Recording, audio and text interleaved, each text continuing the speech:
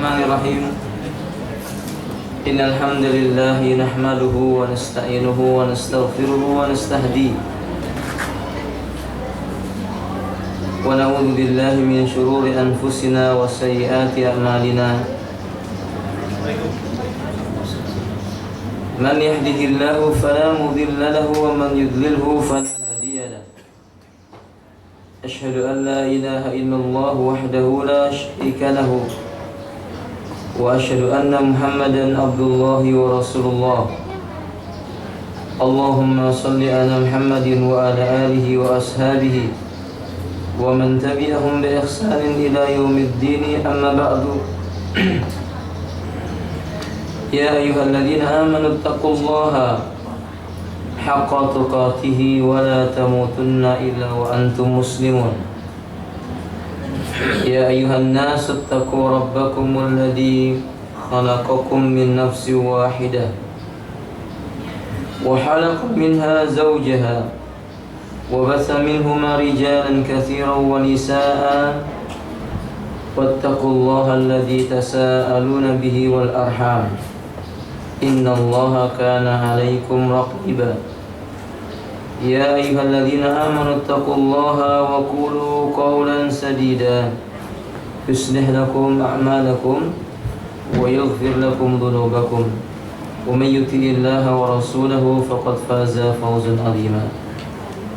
Fa inna asdaqal hadits kitabullah wa khairul hadi hadi Muhammadin sallallahu alaihi wasallam wa syarrul umuri muhdatsatuha. Inna kulla muhdatsatin bid'ah wa kulla bid'atin dhalalah wa kulla dhalalatin finnar. Bapak dan Ibu sekalian, pagi ini kita membahas fikih. Kita lanjutkan kemudian dengan kitab Ma'ad Ba'dal Maut insyaallah. Babus shalah. Kitabus shalah. Qala Syekh Husain Awaisah hafizallahu taala, as-salatu fil lughati ad-du'a. Salat secara bahasa maknanya adalah berdoa. Seperti firman Allah di dalam Al-Qur'an surat At-Taubah, "Wa shalli 'alaihim inna salataka sakanul lahum." Dan maknanya ud'u lahum, berdoalah kalian untuk mereka, sesungguhnya doamu wahai Muhammad menenangkan hati mereka.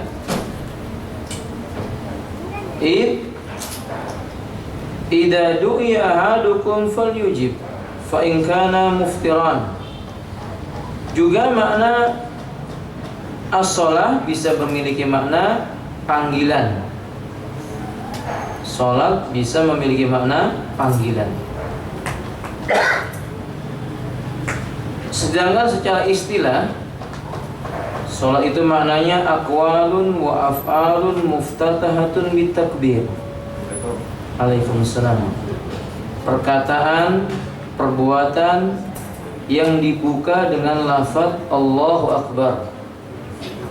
Mukhtatamatun bitaslim, dan ditutup dengan ucapan salam. Bisyara'id makhsusatin, dengan syarat-syarat yang telah ditentukan syariat. Artinya nggak boleh salat itu dengan cara sendiri.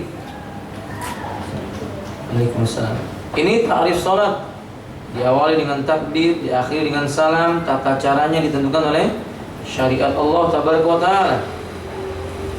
Dalam kitab Al-Mughni, penulis kitab ini berkata, "Wahiya wajibatun." Dan salat ini hukumnya wajib. Bil kitabi wa sunnati wal ijma'. Dalilnya dari Al-Qur'an, dari sunnah Nabi, dan kesepakatan kaum muslimin, tidak ada khilaf. Ammal kitabu fa qaulullah ta'ala.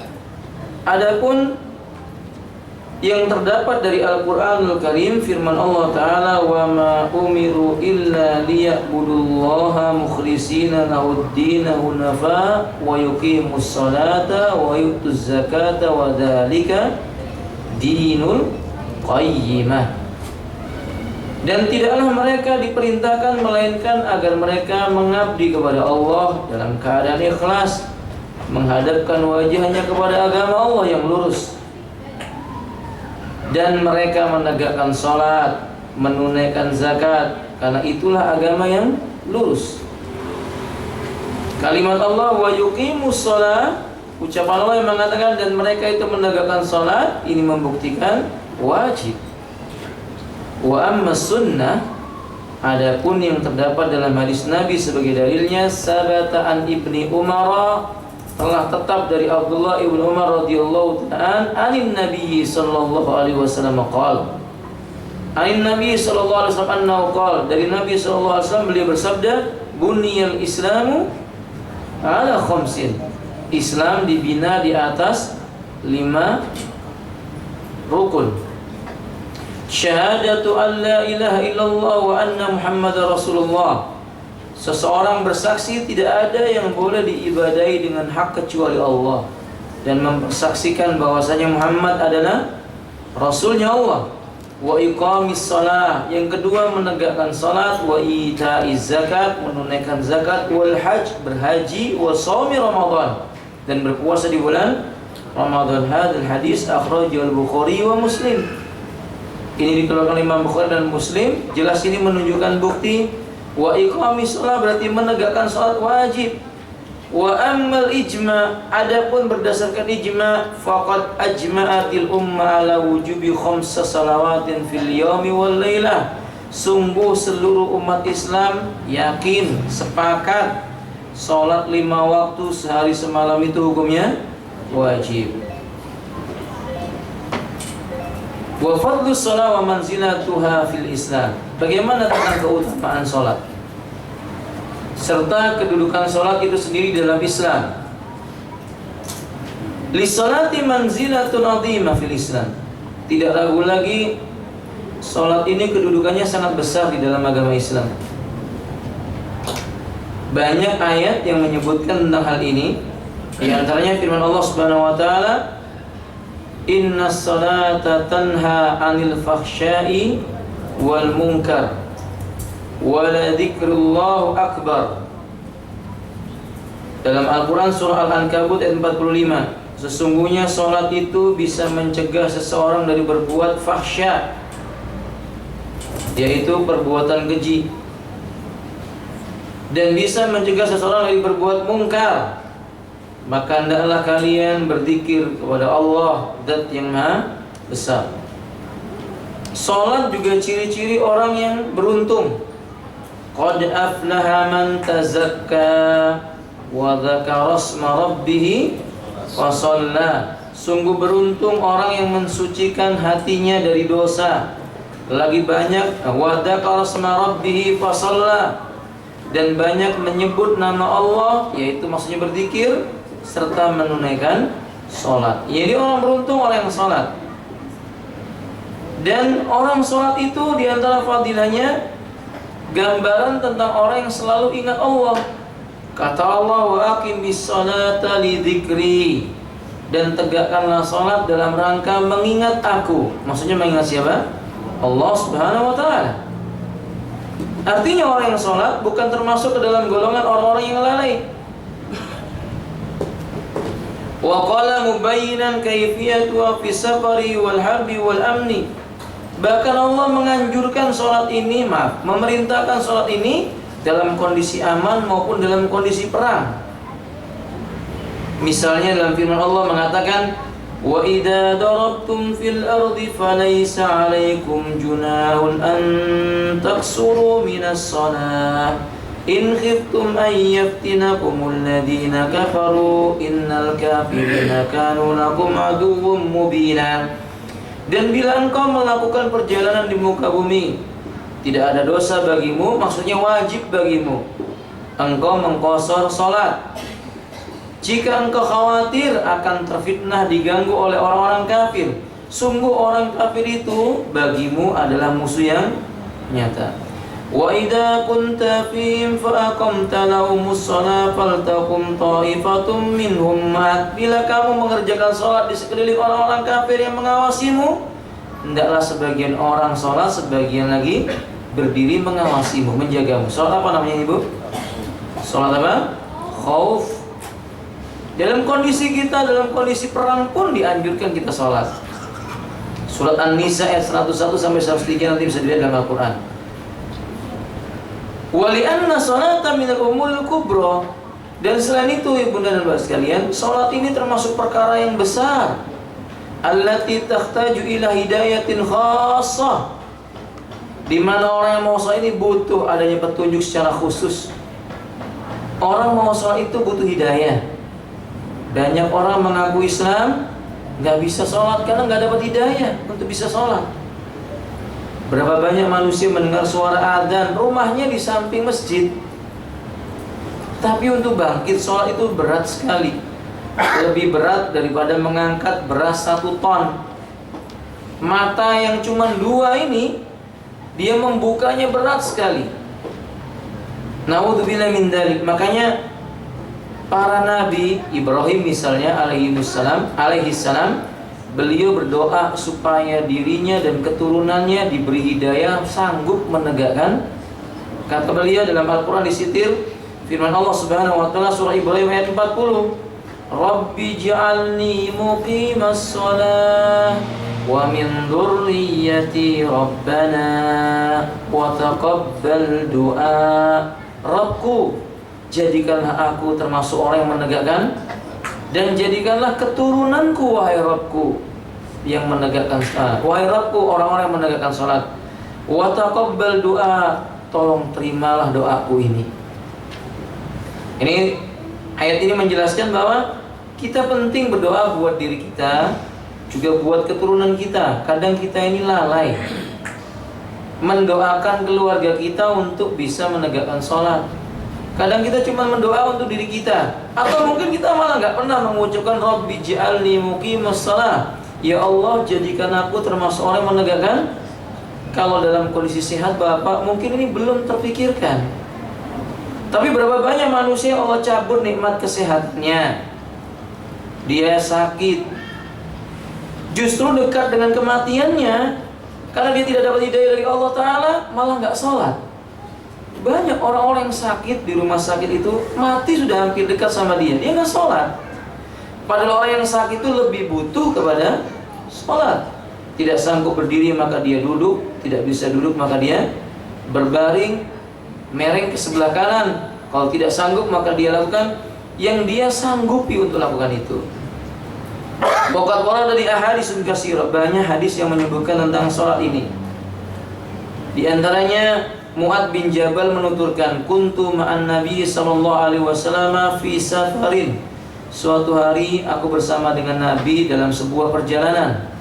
Fa asbahtu yawman qariban minhu. Maka aku bangun di pagi hari di waktu itu dekat dengan beliau. Wa nahnu nasiru. Sementara kami pada saat itu tetap dalam kondisi di perjalanan. Faqultu ya Rasulullah, wahai Rasulullah, akhbirni bi amalin yudkhilani, akhbirni bi amalin yudkhilnil jannata.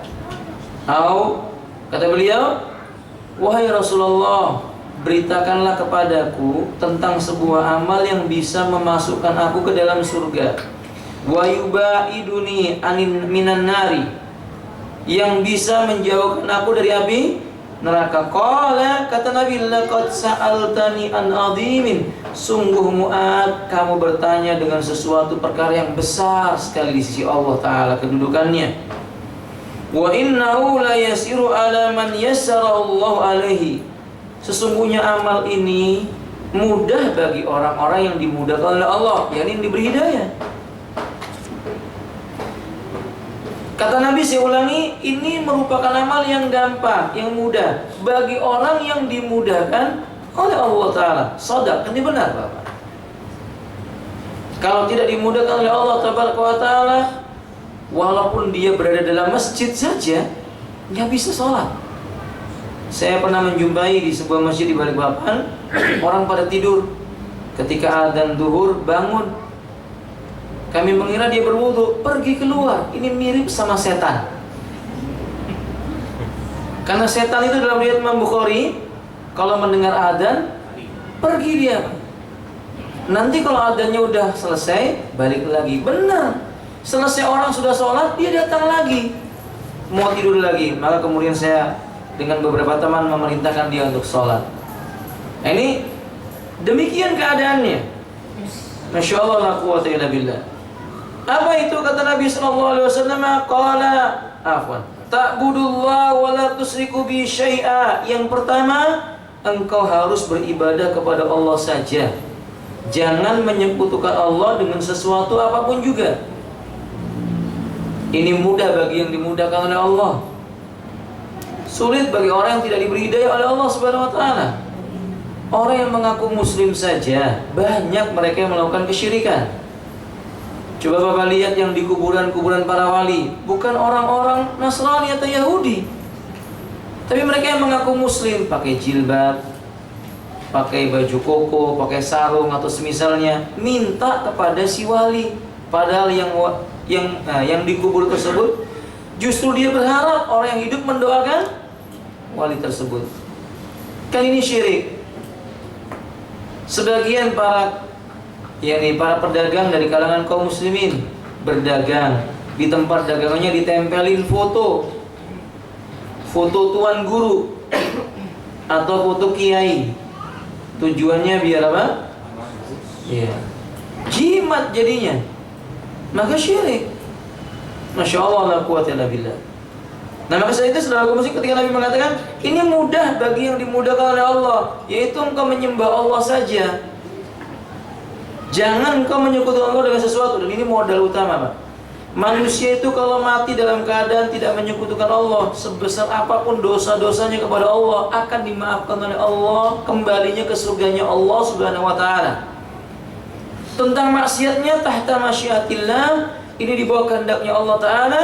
Insya'a ghafarallahu, kalau Allah mau Allah akan ampuni. Wa insya'a adzabahu, kalau Allah mau Allah akan siksa dia. Tapi kalau manusia tidak menyekutukan Allah, hakul ibadi 'ala Allahi, haknya seorang hamba kepada Allah tabaraka wa taala, idza lam yusyrik billah, kalau dia tidak menyekutukan Allah Subhanahu wa taala, ayudkhilahul jannah wa la yu'adzibuhu, Allah tidak mengadabnya, lalu Allah akan memasukkannya ke dalam surganya Allah. Maksudnya tidak dikekalkan di neraka dia itu. Yang kedua, wa tuqimus shalah, engkau menegakkan salat. yakni salat apa? 5 waktu. Tapi saudara kaum muslimin, kita harus tahu salat 5 waktu itu Nabi mengatakan tidak seorang pun di antara kalian melakukan salat melainkan mendapatkan 1/6, 1/7, 1/9. Bahkan ada di antara manusia yang tidak mendapatkan pahala sama sekali. Berarti salat wajib kita perlu ditambah dengan salat sunnah untuk menyempurnakan kekurangan yang ada pada salat wajib kita.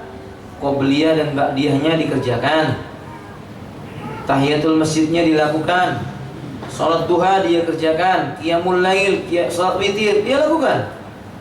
Ini yang disebut dengan wa tuqimus shalah, engkau menegakkan, wa tu'tiyaz zakah, engkau menunaikan zakat, wa tasumma ramadan, puasa di bulan Ramadan, wa tahujjal bait, berhaji ke Baitullah. Summa qala, kemudian tiba-tiba Mu'ad berkata, ala adulluka, Nabi berkata, ala adulluka ala abwabil khair, wahai Mu'ad, maukah kutunjukkan kepadamu pintu-pintu sebuah kebaikan?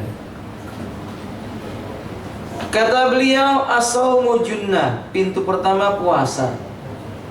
Puasa itu merupakan junnatun.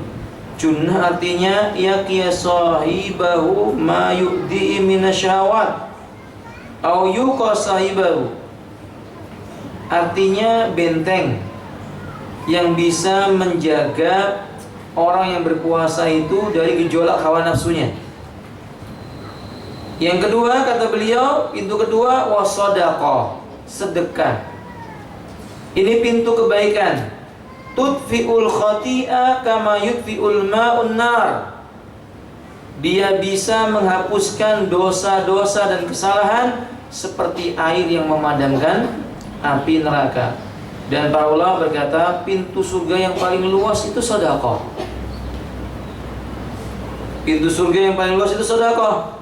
Tapi pintu ini sedikit orang yang mengetuknya, kecuali yang dirahmati oleh Allah Azza wa Jalla. Kalau dahulu Bapak, para sahabat itu cemburu dengan orang kaya. Datang kepada Nabi, "Daba'alud dusur bil ujur." Si kaya raya itu, ya Rasulullah, pahalanya kok banyak banget. Hum yusalli kama nusalli, mereka salat sama seperti kami salat. Dia dapat pahala, kami dapat pahala. Wa yasumuna kama nasumun, mereka puasa seperti kami puasa. Dia dapat pahala seperti kami dapat pahala. Wa yatasaddaquna bi amwalihim lahum ajrun wa laysa lana sadaqah ma indana minal amwal, atau kama qala radhiyallahu ta'ala anhu. Mereka sedekah dengan hartanya, dapat pahala. Kami tidak bisa sedekah karena tidak punya harta. Kata Nabi SAW, maukah kutunjukkan kepadamu yang sama keutamanya, bahkan lebih daripada itu? Tentu mau ya Rasulullah. Kata Nabi, qulu subhanallah walhamdulillah wala ilaha illallah Allahu akbar. Esoknya dia datang lagi, ya Rasulullah, yang kamu ajarkan kepada kami dibaca juga sama orang kaya. Kalah lagi si miskin. Maka kata Nabi, dzalika fadlullah, itu adalah karunia Allah, yu'tihi may yasha, Allah berikan kepada siapa yang dikehendaki oleh Allah. Yang kita bisa ambil faedah, Masya Allah, sahabat itu kalau kaya bukan maksudnya untuk pamer harta. Dia cemburu kepada orang kaya karena kepingin dapat surga. Dia ingin sedekah. Dia ingin buka pintu surga yang disebut dengan pintu sedekah ini. Dia ingin membuka pintu sedekah pada surga itu. Saudara kaum muslimin, terutama wanita muslimah, pintu yang paling baik untuk membuka surga bagi mereka pintu sedekah. Nabi yang mengatakan, ya ma'saran nisa tasaddaqna, wahai sekalian para wanita. Wa fi riwayah, ayatuhan nisa tasaddaqna, kalian wahai para perempuan bersedekahlah. Li'annani ra'aitukunna aksara min ahlin nar, karena sungguh aku melihat kalian itu paling banyak menghuni neraka. Penghuni neraka paling banyak berarti apa? Perempuan. Perempuan. Dalam ayat yang lainnya, Nabi mengatakan, aku melihat minoritas penghuni surga itu perempuan. Kama qala alaihi wasallam. Maka Nabi menganjurkan tasaddaqna, bersedekahlah kalian. Ini dengan harapan dengan sedekah itu bisa membuka pintu surganya Allah Subhanahu wa taala. Sedekah seperti sedekah tersebut air yang memadamkan apa? Api. Wa salatul rajuli fi jawfil lail. Nah, kemudian yang ketiga pintu itu adalah salatnya seorang lelaki di tengah malam. Allah berfirman, kata beliau, tatajafa junubuhum anil madaji hatta balagha ya'malun. Beliau membaca firman Allah Subhanahu wa taala dalam surah As-Sajdah ayat 16 sampai 17. Di antara penggalan ayat itu, tatajafa junubuhum anil madaji. Mereka adalah orang-orang yang lambung mereka itu jauh dari tempat tidur mereka. Summa qala, kemudian beliau berkata, ala ukhbiruka bi ra'sil amri wa 'amuduhu, maukah aku beritahukan kepadamu tentang ra'sul amri, puncak dari suatu perkara dan tiangnya. Kata beliau sallallahu alaihi wasallam, ra'sul amri. Bala ya Rasulullah, kata Mu'adz, ya tentu saya mau ya Rasulullah. Qal ra'sul amril Islam wa 'amudu shalah. Puncaknya Islam, perkara dalam Islam, dan tiangnya Islam itu adalah salat. Wa dirwatu sanami jihad, dan setinggi-tingginya amal dalam Islam adalah jihad. Summa qala, kemudian Nabi berkata lagi, ala ukhbiruka bima laki dzalika kulli, maukah aku beritahukan kepadamu kunci dari semua itu, kebaikan yang ada itu? Qultu bala ya Nabi Allah, tentu kami mau wahai Nabinya Allah sallallahu alaihi wasallam. Fa akhadha bi lisani, kemudian Nabi memegang lisan. Dia tarik lisannya sendiri.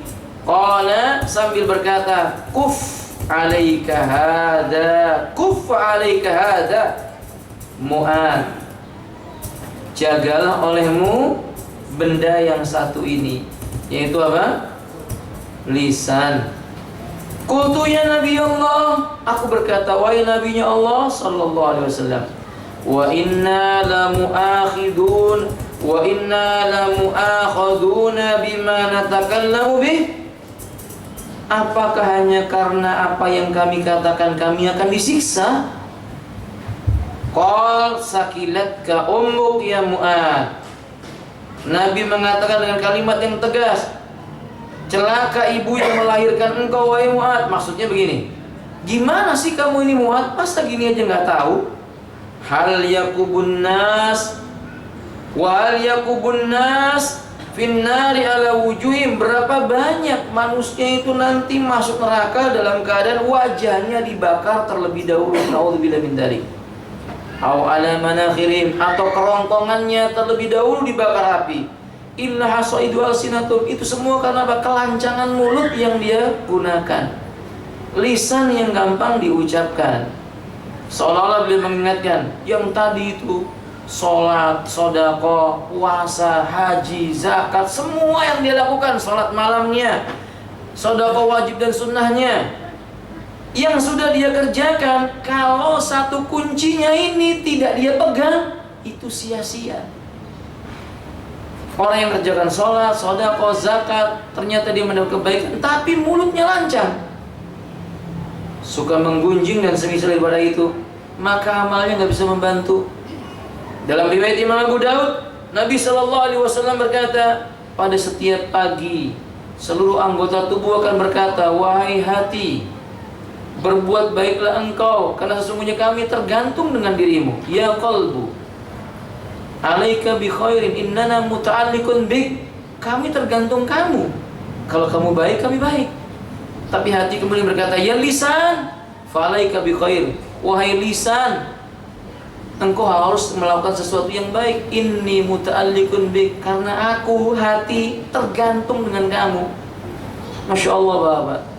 Maka kalau kita mau lihat orang itu baik atau enggak, dilihat dari mana ya? Untuk mengetahui hatinya baik atau tidak, pertama kali dilihat mana ya Ibu? Lisannya. Gimana lisannya? Tajam tidak? Santun enggak? Kalau lisannya mengucapkan apa saja yang dia ingin ucapkan, bahkan dia melihat sesuatu diomongkan, mendengar sesuatu diomongkan, ini tanda-tanda seperti yang Nabi mengatakan, kafa bil mar'i kadhib ayyakula kullama sami'a. Cukup seseorang dikatakan pendusta ketika dia itu mendengar sesuatu langsung dia ucapkan. Setiap yang dia dengar diomongkan, dia dengar diomongkan. Hati-hati dengan lisan. Kita lihat hadis yang lainnya tentang sholat.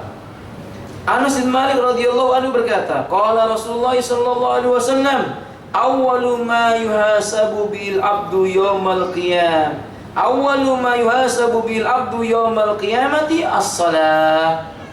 Yang pertama kali dihisab seorang hamba kelak pada hari kiamat dengannya adalah ibadah sholatnya. Fa in shalahat, kalau ibadah sholatnya itu beres, bagus, sholaha sa'iru amalihi, semua amalnya itu selamat, beres, diabaikan. Wa in fasada, kalau sholatnya itu nggak beres, tidak tumahnina, tidak berwudu dengan benar sebelum sholatnya, bid'ah dilakukan dalam sholatnya, fasada sa'iru amali, percayalah semua amalnya bakal rusak. Dan ini benar Pak, ini rahasia yang disebutkan oleh Nabi Sallallahu Alaihi Wasallam. Orang yang berbuat bid'ah dalam sholatnya, dia akan melakukan kebid'ahan selain dari perkara sholat. Karena sholat saja dia berani berbuat bid'ah. Dia akan berbuat bid'ah pada puasanya, dia akan berbuat bid'ah pada ibadah umrah dan hajinya, dia akan berbuat bid'ah pada perkara sedekahnya atau zakatnya, dia akan berbuat bid'ah pada perkara jihadnya. Bahkan dia berbuat bid'ah pada semua jenis amal-amal yang dianjurkan oleh Allah. Dia nggak akan puas kalau nggak ditambahi dengan perbuatan bid'ah. Ini wakil. Manusia itu kalau sholatnya itu nggak beres, berbuat bid'ah, misalnya mengangkat tangan sambil diputar-putar ketika mau sedekah, Ketika ruku sambil digerak-gerakkan punggungnya seperti orang yang senam. Pernah melihat begini, Pak? Katanya biar punggungnya lurus, biar kakinya, Pak, nah, enak, hilang penyakitnya. Nah, kata. Atau misalnya ketika dia membaca zikir, dikeraskan dalam sujudnya. Zikir dalam sujudnya atau doa dalam sujudnya. Padahal dianjurkan dalam keadaan apa? Serius. Tunggu dia. Pasti dia akan melakukan hal yang lainnya. Bid'ah yang lebih dahsyat daripada itu. Puasanya nanti Anda akan jumpai dia berbuat bid'ah. Contohnya, sebelum waktunya imsak dia udah teriak-teriak, imsak, imsak. Padahal imsak belum datang. Imsak itu datangnya kalau sudah masuk waktu subuh. Adzan datang subuh, itu namanya imsak. Udah ada sekarang, sama sekarang, Mbak, ditambah-tambahin sebelum adzan subuh, teriak dulu 15 menit sebelum imsak, imsak. Sudah ada belum, Ibu? Sudah. Belum lagi nanti waktu berbukanya, macam-macam. Sebelum berbuka bareng-bareng di masjid baca apa namanya itu? Allahumma innaka afuwun karim tuhibbul afwa fa'fu anni. Doanya benar, tapi dibaca bareng-bareng menjelang berbuka nggak ada dalilnya. Sembari berfatwa, dianjurkan orang yang berpuasa, sunnah hukumnya makan makanan dan minum minuman yang, padahal kan nggak begitu yang benar. Yang benar orang yang berpuasa itu dianjurkan dan disunahkan makan kurma. Kalau tidak ada kurma, minum air putih. Kan begitu. Bukan makan makanan yang manis. Di zaman Nabi ada madu, tapi Nabi nggak menganjurkan makan madu. Alaihi kata ini, di zaman Nabi ada gula nggak, ibu-ibu? Di zaman Nabi ada gula nggak, apa-apa? Ada, tapi nggak digunakan. Hadis itu, Nabi mengatakan, hadisnya menyebutkan makan rutob. Kalau nggak punya rutob apa? Tamar. Kalau tamar nggak ada, baru minum air putih, bukan minum teh manis. Bukan nggak boleh, boleh. Yang kita permasalahkanlah ucapan yang mengatakan dianjurkan makan dan minum yang manis itu sunnah. Ini nggak benar lafadznya. Lafadz yang benar adalah makan kurma atau minum air putih. Belum lagi nanti ibadah hajinya, umrohnya, dan yang lain-lainnya. Ini membuktikan bahwa sholat menentukan kebaikan seseorang di yaumil qiyamah. Biidznillah tabaraka ta'ala. Jangan remehkan masalah sholat. Abu Hurairah berkata, "Annahu sami'a Rasulullah sallallahu alaihi wasallam yaqul." Beliau mendengar Nabi sallallahu alaihi wasallam bersabda. Beliau mendengar Nabi sallallahu alaihi wasallam bersabda, "Ara'aitum law anna nahran bi babi ahadikum yaghtasilu fihi kulla yawmin khamsan ma taqulu dzalika yubqi min daranihi." Bagaimana menurut pendapat kalian, kata Nabi, kalau ada seseorang punya rumah, tepat di depan pintunya sungai yang jernih dan bersih, lalu dia mandi dalam satu hari 5 kali, kira-kira menurut kalian masih ada kotorannya atau tidak? Kata beliau begitu. 5 kali sehari, Pak. Kita sehari berapa kali, Pak? 2 kali. 2 kali ya, ya? Nah, kita sehari 2 kali misalnya demikian. Ini kata Nabi, bagaimana pendapatmu kalau ada orang mandi 5 hari sekali? Nah, sehari 5 kali. Sehari 5 kali maksud saya. Setiap ba'da subuh mandi atau mau subuh mandi, mau zuhur mandi, pokoknya 5 kali dalam sehari. Kata para sahabat, la yabqiya min darani syai'. Kalau begitu ya Rasulullah, pasti kotorannya enggak ada yang tersisa, bersih. Kata Nabi, fadzalika mislus shalawatil khamsi. Ini seperti orang yang mengerjakan sholat 5 waktu. Yamhullahu bil khataya. Dengan sebab sholat 5 waktu itu Allah gugurkan dosa-dosa dan kesalahan seseorang itu. Riwayat ini dikeluarkan oleh Imam Bukhari dan Muslim. Imam Bukhari nomor 538, Imam Muslim nomor 667. Dari sholat ke sholat menghapuskan dosa. Dosa apa yang dihapuskan ini, Pak? Dosa apa yang dihapuskan? Dosa kecil. Dosa besar mesti dengan apa? Taubat. Ya mungkin dia bertobat dalam sholatnya, terhapus dosa besarnya. Kecuali yang berkaitan dengan haknya anak Adam, itu belum diterima tobatnya sampai dia mengembalikan. Camkan baik-baik ini Bapak, tobat seorang hamba kalau ada kaitannya dengan anak Adam itu tidak akan diterima sampai dia kembalikan hak anak Adam itu. Misalnya menggunjing, itu kan berarti melanggar haknya anak Adam. Itu belum dimaafkan oleh Allah sampai orang yang menggunjing ini minta maaf pada yang digunjing. Kecuali dia memandang adanya masalah, nanti kalau saya cerita saya sudah menggibah kamu kemudian terjadi perkelahian. Nah pada saat itu maka hukuman baginya atau kafarah baginya dia sebagai bentuk tobatnya dia berdoa sepanjang hidupnya untuk orang tersebut. Jadi kalau dia doa ya Allah ampuni aku, dia juga doakan ampuni pula temanku yang dia gunjing itu. Ya Allah beri aku rezeki, beri pula dia rezeki. Itu harus sama sepanjang hidupnya. Sampai seolah-olah dia merasa sudah berbuat kebaikan yang banyak kepada orang itu. Hati-hati membicarakan martabat dan kehormatan orang lain. Dia bakal bangkrut di yaumil qiyamah kalau tidak meminta maaf kepada yang digunjing itu. Nah, atau misalnya harta benda. Bapak sekalian lihat dalam kitab Arba'in Nawawi nomor 31. Di antaranya ada seorang sahabat Nabi datang kepada Nabi, beliau berkata, "Ya Rasulullah, dullani bi amalin idza amaltuhu yudkhilunil jannah." Tunjukkan kepadaku suatu amal yang kalau aku kerjakan aku akan masuk surga. Tapi riwayat, dullani bi amalin idza amaltuhu, tunjukkan kepadaku suatu amal kalau seandainya aku mengamalkannya, yuhibbuni Allahu wa yuhibbuni an-nasu. Allah mencintaiku dan manusia mencintaiku. Kata Nabi, ishad fid dunya yuhibbukallah. Bersikap zuhudlah terhadap dunia, niscaya Allah akan mencintaimu. Apa arti zuhud, ibu-ibu? Apa arti zuhud, bapak-bapak? Zuhud itu artinya meninggalkan sesuatu yang tidak memberikan manfaat untuk negeri akhiratnya. Kalau waro artinya meninggalkan sesuatu yang bisa memberikan mudarat bagi dirinya. Waro itu artinya meninggalkan sesuatu yang bisa memberikan mudarat bagi dirinya.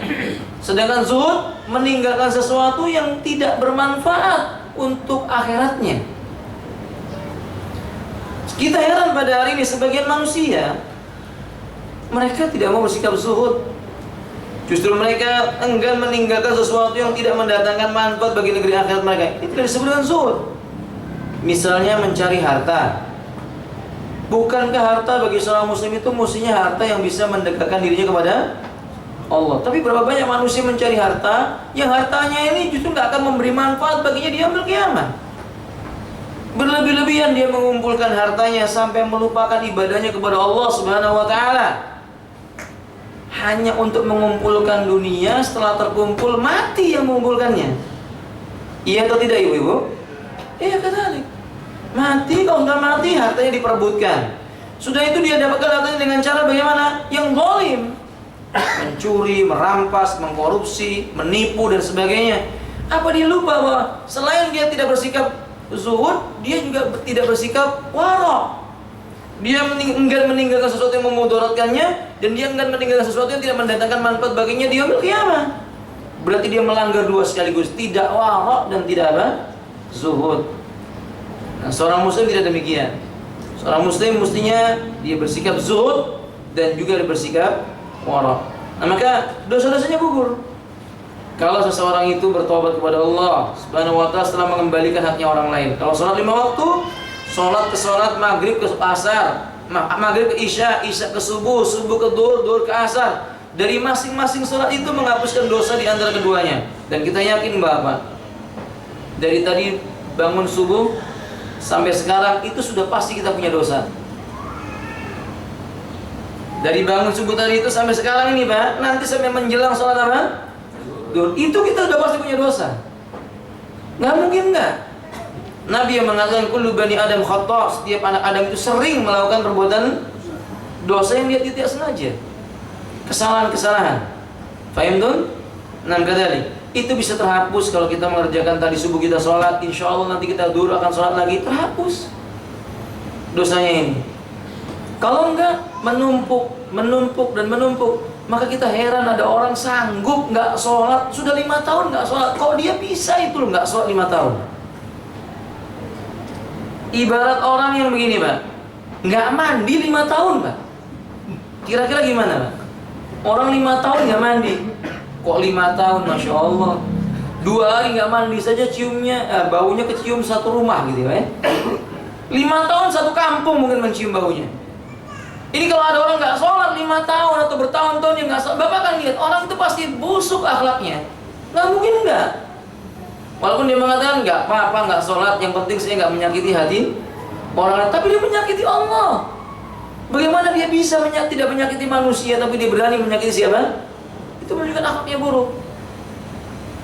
Wallahu a'lam bishawab. An Ibnu Mas'ud radhiyallahu ta'ala anhu qala Rasulullah sallallahu alaihi wasallam, dari Abdullah bin Mas'ud radhiyallahu ta'ala beliau berkata, bersabda Rasulullah sallallahu alaihi wasallam, tahtariquna fa idza shallaitumus subha ghasalatha summa tahtarikun fa idza shallaitumud dhuhra ghasalatha summa tahtarikun fa idza shallaitumul asra ghasalatha summa tahtarikun fa idza shallaitumul maghriba ghasalatha summa tahtarikun fa idza shallaitumul isya ghasalatha summa tanamun fala yuktabu alaikum hatta tastayqidhu. Kata Nabi sallallahu alaihi wasallam dalam riwayat yang dikeluarkan oleh Imam Ibnu Mundir dan yang lainnya, kata Nabi tahtarikun, makna tahtarikun itu artinya al-ihlak wa huwa min iqraqin nar wal muraduna istihqaqul halak. Kamu lakukan hal-hal yang pasti membinasakan, kamu berdosa, kamu berbuat dosa, kemudian kamu sholat subuh, maka sholat subuh itu menghapuskan dosamu. Kamu berbuat dosa lagi dan berbuat dosa lagi, kamu sholat duhur, maka sholat duhur itu akan menghapuskan dosamu. Kamu berdosa lagi dan berbuat dosa lagi, kamu sholat asar, Allah hapuskan dengan sholat asarmu itu. Kemudian kau berbuat dosa dan berbuat dosa lagi, hampir celaka, kamu sholat maghrib, Allah hapuskan dengan sholat itu dosa-dosamu. Kamu berbuat dosa dan dosa lagi, kemudian kau sholat isya, maka Allah hapuskan dosamu. Kemudian kau tertidur sampai engkau tidak dituliskan sedikit pun dosa-dosamu sampai engkau bangkit dari tidurmu. Maksudnya ketika kamu tidur fala yuktabu alaikum, enggak dituliskan lagi bagimu dosa-dosamu karena tidur. Hatta tastayqidu, sampai kamu baru bangun dimulai ditulis lagi dosa apa ini? Dosa apa ini? Begitu. Artinya Bapak, ketika kita selesai mengerjakan sholat, mungkin tertidur lalu meninggal dunia, beruntung karena dihapuskan apa? Dosa-dosanya. Lalu bagaimana orang yang tidak sholat itu? Na'udzubillah min dzalik. Seperti yang tadi saya ibaratkan, Pak, nggak mandi 5 tahun, kalau daki itu bisa ditimbang mungkin 5 kilo dapatnya, Pak. Na'udzubillah min dzalik. Kalau dosa itu bisa ditimbang, na'udzubillah min dzalik. Atau bisa dicium baunya, na'udzubillah min dzalik. Nggak akan ada orang yang mau dekat dengan dirinya. Sa'ad ibn Abi Waqqas berkata Sa'ad ibn Abi Waqqas radhiyallahu ta'ala anhu, kana rajulani akhawani falaka ahaduhuma qabla sahibihi bi 40 lailah fadhukirat fadilatul awwal minhuma inda Rasulillah sallallahu alaihi wasallam faqala Rasulullah sallallahu alaihi wasallam alam yakunil akhar awil akhir musliman qalu bala wa kana la ba'sa bihi faqala Rasulullah sallallahu alaihi wasallam wa ma yudrikum ma balaghat bihi salatuhu innama masalu salatika masali nahrin adbin ghamrin bibabi ahadikum yaftahimu fi kulli yawmi 5 marrat fama tarana fi dhalika yubqiya min darani fa innakum la tadruna ma balaghat bi salatuhu. Ada 2 orang sedang bersaudara, ada 2 orang yang hidup bersaudara. Salah satunya fa'ala kahaduma qabla sahibihi bi 40 lailah. Salah satunya meninggal dunia lebih dahulu. Kemudian yang lainnya meninggal berikutnya. Nabi bertanya, yang terakhir matinya dalam keadaan muslim tidak? Iya, kata Nabi, nggak masalah kalau begitu.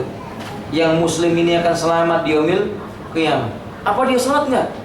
Kata Nabi, tahukah kamu tentang besarnya pahala sholat? Keutamaan sholat itu seperti sebuah sungai yang mengalir deras lagi jernih tepat di depan pintu rumah seseorang. Dia mandi tiap hari 5 kali. Bagaimana menurut pendapat kalian?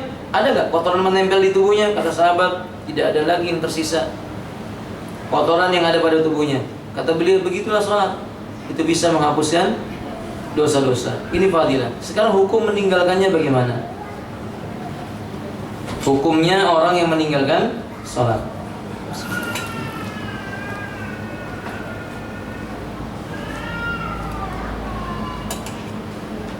Jabir radhiyallahu ta'ala anhu berkata, aku pernah mendengar Nabi SAW itu bersabda, Inna bainar rajuli wa baina syirki wal kufri tarkas salah. Sesungguhnya yang bisa membedakan seseorang dia berbuat syirik, berbuat kekufuran ataukah tidak adalah meninggalkan sholat. Seolah-olah beliau mengatakan orang yang nggak sholat itu seperti orang musyrik. Orang yang nggak sholat itu seperti orang yang keluar dari Islam. Ini buat membedakan orang ini muslim atau enggak bisa dilihat dari meninggalkan sholatnya atau tidak. Hadis ini dikeluarkan oleh Imam Muslim nomor 82. Sahabat yang lainnya Buraidah berkata, radhiyallahu ta'ala, bersabda Rasulullah sallallahu alaihi wasallam, al-ahdu, sebuah janji, bainana wa bainahum, antara kami dengan mereka yang terikat, as-shalah, yaitu salat. Faman taraka faqad kafara. Sungguh maka barang siapa meninggalkannya, sungguh dia telah apa? Kufur. Dia telah kafir. Hadis ini dikeluarkan oleh Al-Imam Ahmad, An-Nasai dan yang lainnya. Abdullah ibnu Syaqiq berkata, dulu sahabat Rasulullah SAW tidak memandang sesuatu amal jika ditinggalkan lalu pelakunya dikatakan kufur selain daripada sholat. Lihat lafadznya. Karena ashabu Rasulillah sallallahu alaihi wasallam la yarawna syai'an minal a'mali taraku kufrun ghairu shalah. Dulu sahabat Nabi tidak memandang sesuatu jika ditinggalkan begitu saja maka pelakunya dikatakan kafir selain daripada salat. Artinya kalau orang meninggalkan salat, dulu sahabat-sahabat menganggap orang itu bukan orang apa? Muslim lagi. Kalau zaman sekarang ini Masya Allah, gampang banget orang meninggalkan salat. Sangat mudah meninggalkan sholat, lalu dia beranggapan ya kalau memang masuk surga ya masuk surga aja. La haula wala quwwata illa billah. Mana ada orang masuk surga dan dia meninggalkan perintah Allah? Kecuali orang yang bersyahadat baru dia kafir lalu mengucapkan syahadat asyhadu an la ilaha illallah wa asyhadu anna muhammadar rasulullah. Habis mengucapkan syahadat kena serangan jantung, mati. Belum sempat apa? Sholat. Ya insyaallah di surga. Tapi kalau ada orang yang sudah bersyahadat, dia mengamalkan, dia tahu tentang hukum Islam, perintah untuk sholat, dia tinggalkan sholat. Padahal ciri yang paling tampak pada diri seorang muslim itu sholat. Bapak jumpailah siapapun kalau datang ke masjid lalu sholat, pasti kita yakin dia apa? Muslim. Pasti kita yakin dia muslim. Jadi kalau siapapun mereka, mau pakai cadar atau enggak, mau pakai jubah atau enggak, di pinggir jalan adzan dia tetap di pinggir jalan, qomat dikumandangkan dia tetap di pinggir jalan, 5 waktu tetap di sana saja. Pasti kita akan mengira dua kemungkinan orang ini. Yang pertama, orang ini tidak beragama Islam. Yang kedua apa? Junun, tidak waras kan gitu ya.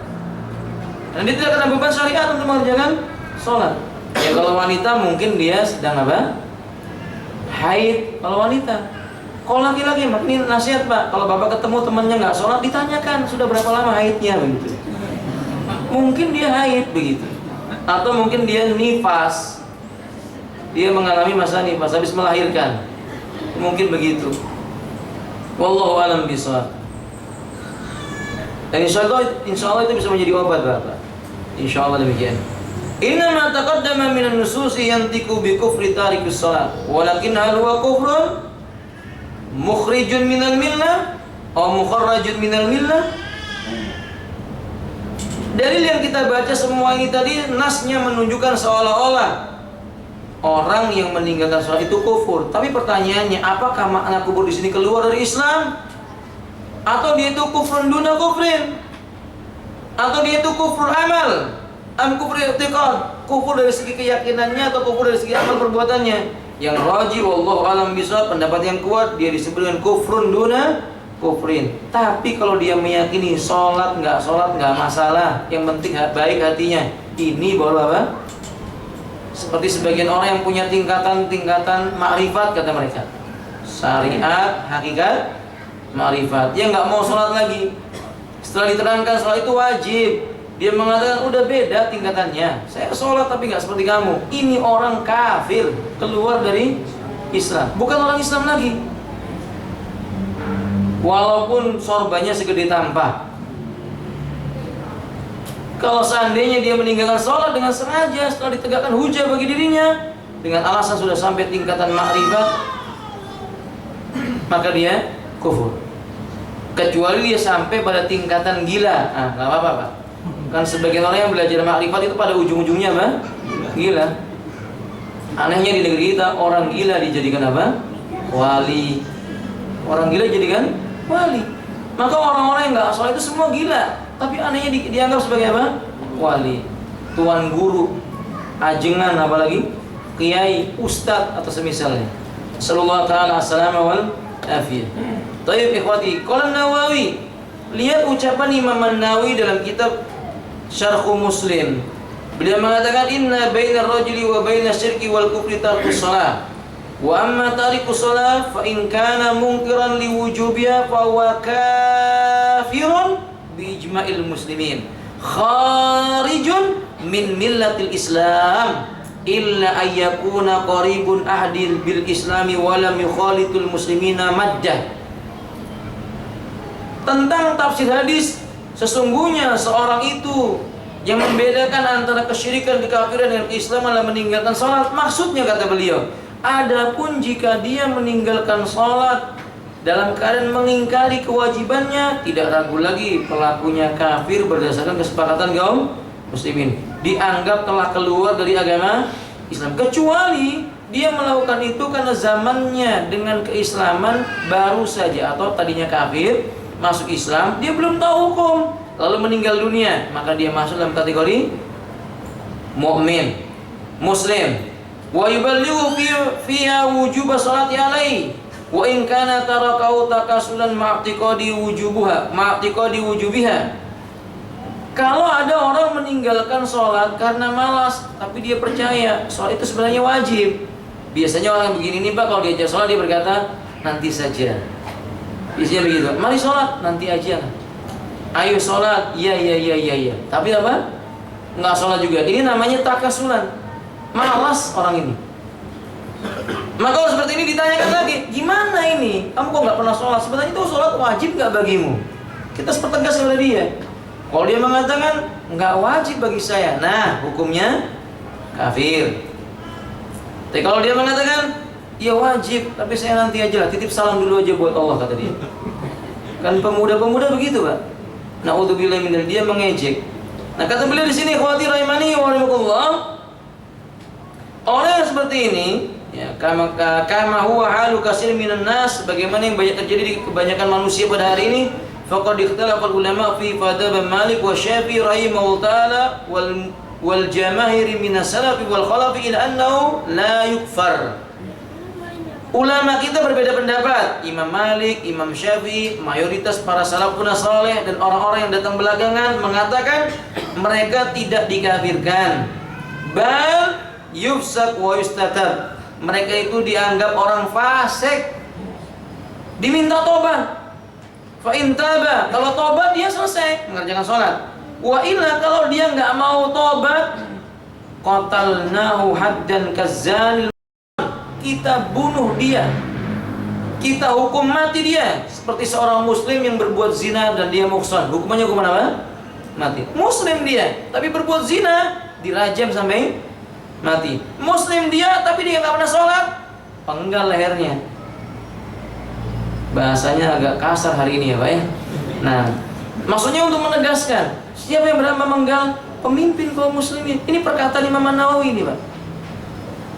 Kita nggak bisa membayangkan kalau misalnya pada hari ini Imam Nawawi itu hidup di sekeliling kita yang begitu banyak orang mengaku Islam nggak mau sholat. Tapi lucunya di negeri kita ini Bapak, bangun masjid mau. Sebagian kaum muslimin yang nggak sholat itu kalau diminta sumbangan, ayo bangun masjid, bangun dia masjid. Tapi bisa sholat ke masjid tidak mau. Ini juga agak aneh. Ini bab yang lain, nanti kita akan bahas. Ala kuliah Bapak, kata beliau, dia itu fasik, diminta tobat. Kalau enggak maka kita bunuh seperti hukuman seorang yang melakukan perbuatan zina. Walakinnahu yuqtalu bisayf, cuma bedanya dia itu dibunuh dengan menggunakan pedang, dipenggal. Sementara sebagian para ulama yang lainnya berpendapat dia itu kafir. Ini pendapat yang dipilih oleh Ali bin Abi Thalib, salah satu periwayat yang dikeluarkan oleh Imam Ahmad Ibnu Hanbal, dan demikian pula yang dipilih oleh Abdullah ibnu Mubarak, Ishaq ibnu Rahawai, wa huwa wajhu li ba'di ashabi Syafi'i. Dan ini juga salah satu pendapat yang dipilih oleh murid-muridnya Imam Syafi'i. Abu Hanifah, dan juga sekelompok kaum muslimin dari Ahlul Kufah, dan yang lain-lainnya kata beliau yang mengatakan mereka dikafirkan. Ala kuliah Bapak coba lihat. Intinya bahwa tidak ada para ulama yang menganggap remeh orang yang meninggalkan sholat. Imma dia itu nggak dikafirkan, diminta tobat, kalau nggak tobat, hukuman apa? Mati. Saya ulangi, imma dia nggak dikafirkan oleh menurut pendapat yang pertama, dia nggak dikafirkan, tapi disuruh tobat. Kalau nggak mau tobat, dia nggak ada manfaatnya hidup di muka bumi. Lawan manusia itu hidup di muka bumi tujuannya untuk apa? Ibadah. Dia nggak boleh ibadah. Ya udah, lebih baik dia mati. Kalau dia mati dia enak, nggak ibadah lagi. Begitu maksudnya.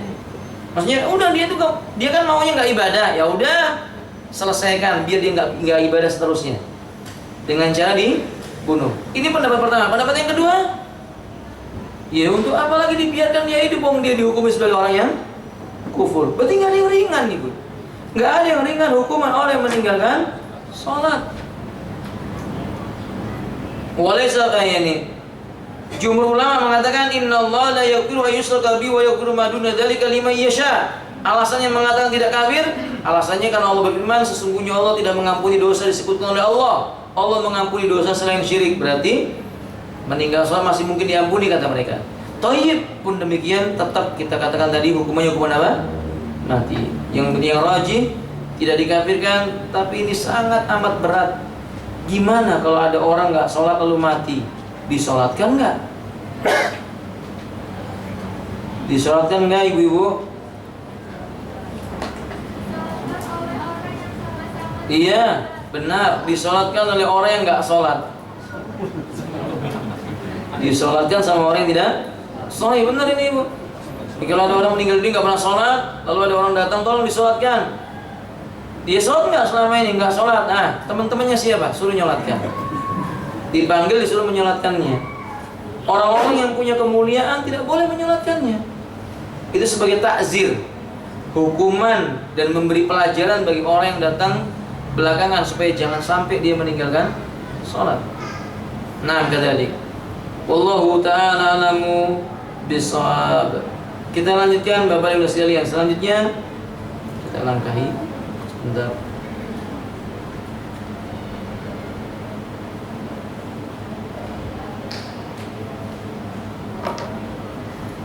Ala man tajib atau ala man tujabu alaihi. Siapakah orang yang diwajibkan salat? Tajibus salat. Wajib salat itu satu syaratnya muslim.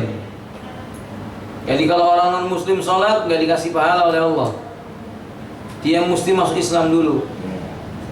Karena perlu diketahui bahwa banyak orang-orang Nasrani itu kepingin salat, pengen dia salat. Karena dia tahu cara ibadah sholat itu menarik dan menyenangkan hati.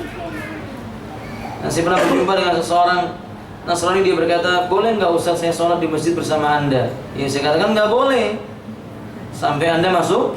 Ketika saya tanya apa yang membuat Anda kepingin sholat, kok kelihatannya enak, gerakannya bareng-bareng, serempak, ya.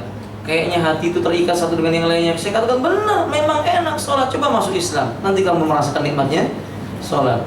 Tapi qadar Allah memang hidayah itu di tangan Allah. Ya nggak masuk Islam. Cuma istrinya berkata kepada saya, suami saya sholat Pak Ustadz di rumah.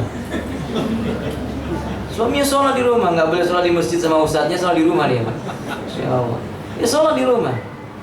Ketika saya tanyakan, dia gimana cara dia sholat? Dia buka TV. Nah, sekarang ada TV apa namanya itu? Siaran langsung dari Saudi itu. Dia lihat itu sholat, ruku ikut ruku, sujud ikut sujud. Nah, berarti sebenarnya nikmat memang sholat itu.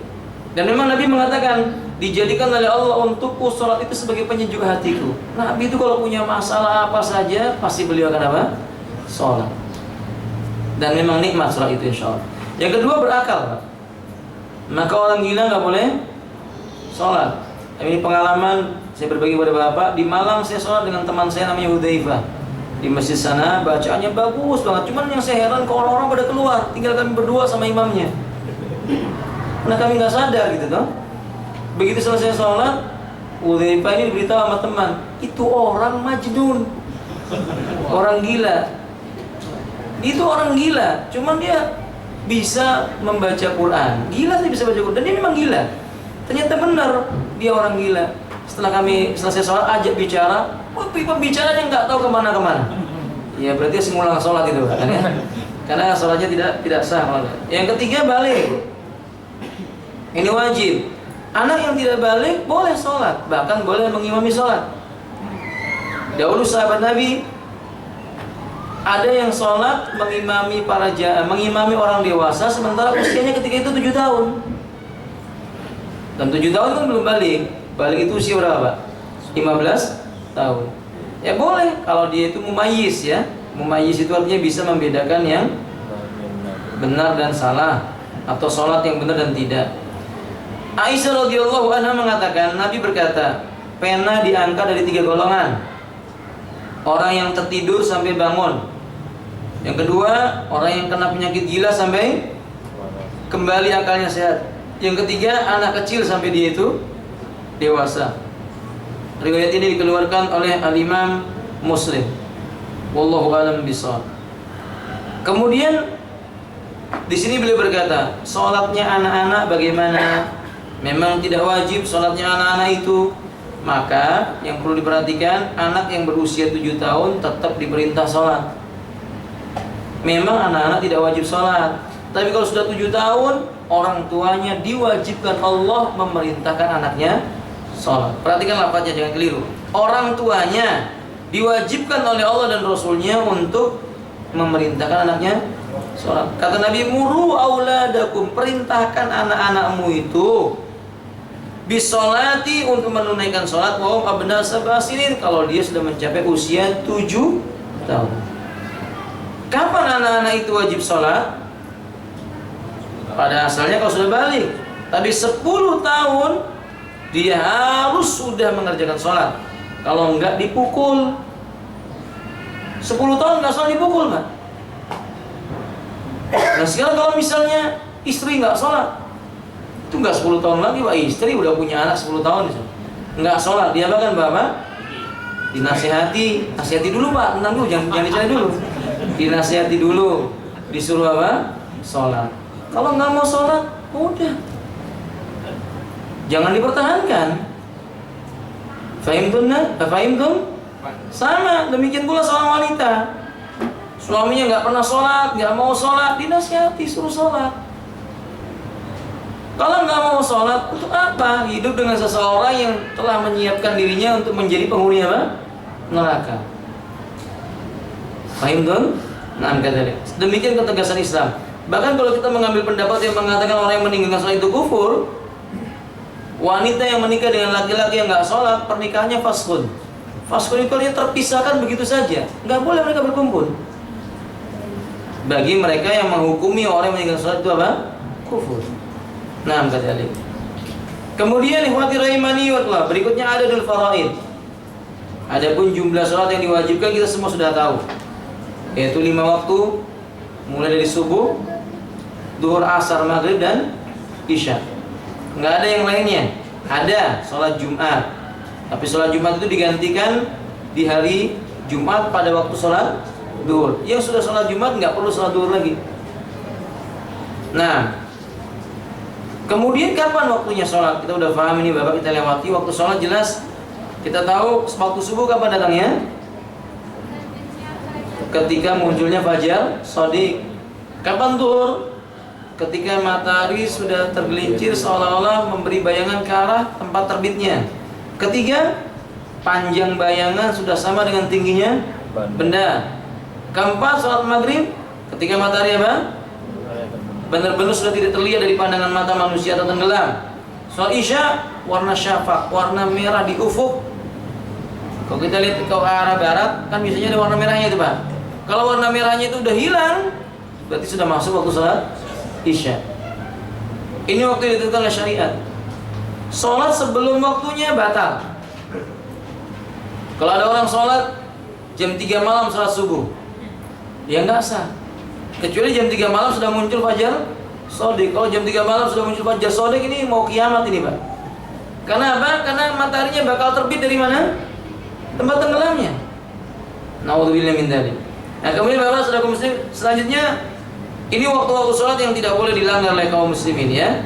Ada tambahan khusus sholat duhur di musim panas sholat duhur ini dilakukan dalam keadaan ditunggu sampai sejuk. Ini berlaku bagi yang berjamaah di masjid maupun wanita-wanita yang mengerjakan sholat di rumah.